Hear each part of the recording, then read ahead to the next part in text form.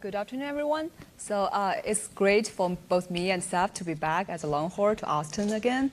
And as for our research, we promise there's a huge linkage. There's a huge linkage between researcher and practitioners. So we are interested in the current political climate of the U.S. and we're looking at it through Twitter during the last presidential election cycle. So everyone in this room, I believe you are all familiar with how important social media platform as Twitter is during some big events such as the presidential election. And yes, so what we are really looking at is while the 3 presidential elections were live on TV, so what are people doing on Twitter at the same time? So when we mention about social media platforms such as Twitter, so we all have the preconception that those social media platforms helps to democratize the politics and also the society because it facilitates the interactions between elites and non-elites, and also it facilitates the discussion among people with different opinions. But at the same time, researchers also find the echo chamber effects, which means people on social media only most of the time only talking to people who share the similar ideas with each other. So it's almost against the cross discussion. And as for echo chamber and also the cross discussion, there are people online who lead the opinion and who lead the discussion on social media, and those people who direct and drive the traffic are called opinion leader. So our research questions basically are quite straightforward. The first one is we want to know what's the dominant topic of the conversation on Twitter during the presidential debates time, and also how are people connecting and interacting with each other during that time, and at the same time, during those interactions, who are the opinion leaders to drive the discussion and the traffic on Twitter. So we collect the more than 300,000 tweets during the 3 debates time. We skip the vice presidential debates, and we collect data for the day of the debate and 2 days afterwards.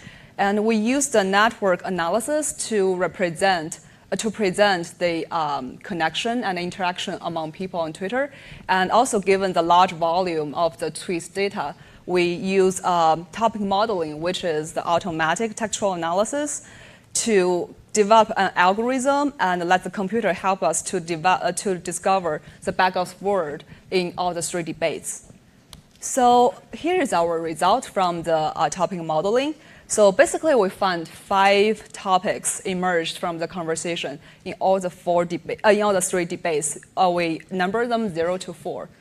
And this is a visualization about the 4 topics. So basically, you can see the one in the dark blue is the topic 0, which is the second largest topic in all the 3 debates. And the 3 colored in brown, 0, and silver, they dominate each of the debate 1, 2, and 3 respectively. And the topic 4 is quite marginalized in all the 3 debates. More specifically, topic 0, which with the background words such as tonight, presidential, vote, American night, they represent the debate and the debate in general, and also about the broadcast of the 3 debates in a general term. And this is the second largest topic in all the 3 debates. Topic 1, with those keywords, it's focused on Obama questioning Trump's credential as leader, and also Clinton fact-check Trump. So it is the largest topic in debate 1, and it indicates Clinton won the first debate. But starting from the second debate, the directions shift a little bit. And with those backgrounds of word, the second debate is really related to the allegation of the sexual assault against Bill Clinton and Trump. And at the same time, the Trump supporters called for fact-checking against Clinton and also the mainstream media. So it is the largest topic discovered in the second debate. So it indicates in the second debate, Trump, in fact, has the upper hand on Twitter. The third debate goes further on that direction. with the focus on the pedestal email and allegation of Clinton's lying to the public, and also people blaming the media supporting Clinton being so biased. So with it, the largest topic in debate 3, it shows Trump actually won the third debate, at least on Twitter. So the topic modeling altogether tells us two things. So first is basically the televised presidential debate not very successfully set the agenda on Twitter. So it has very limited impact on the Twitter debate. So basically, people on the TV and people who are on Twitter, they're talking about things separately, and there's no really interaction among them. And at the same time, from the topic we identified, it is very clear, like all the topics are very candidate specific, and rather than the policy oriented. So because the presidential debate should be the moment that most attention will pay to the policies from the next president. So what we found was really indicated there is a problem with how people are talking about the debates. And next, the network analysis really present the network and also the interaction connections among people who are tweeting during the presidential debate time. So from the first debate, this graph visualized the mention network. And it is very clear from here, there are basically two camps. One is centered by Hillary Clinton, and another is surrounded by Donald Trump. And with this is a reply network, basically like who replies to whom through the comments. And it gets even more clear that the two camps basically talking to themselves, within themselves, and there is seldom interactions between the two camps. And similar patterns was found in the second debate,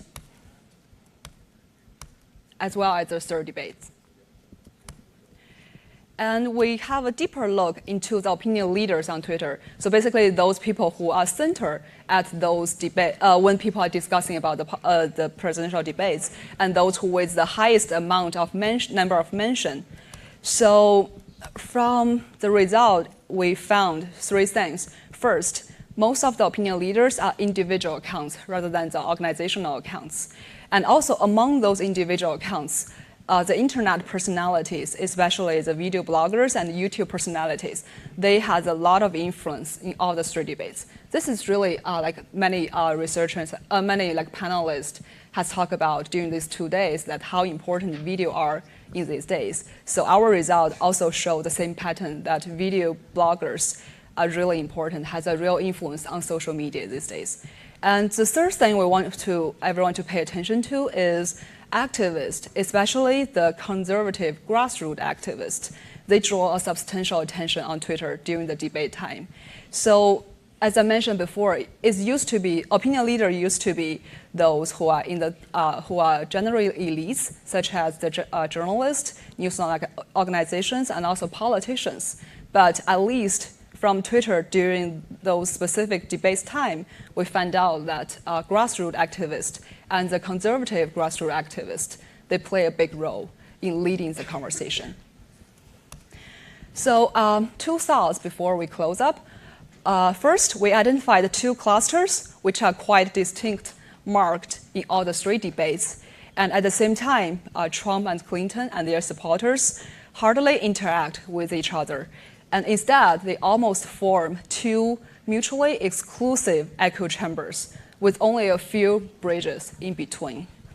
And again, through the reply network, we found out like people on Twitter, they are very loosely connected with each other. And also the conversation is usually more one-directional than interaction.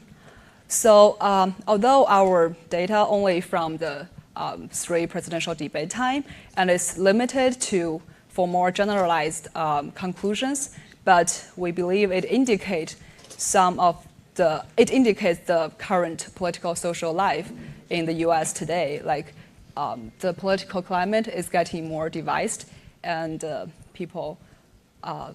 it's getting more divided, and there's a lack of cross-discussion in the political climate. So thank you, everyone, and my co-author, Seth, will answer your questions during the Q&A. Thank you.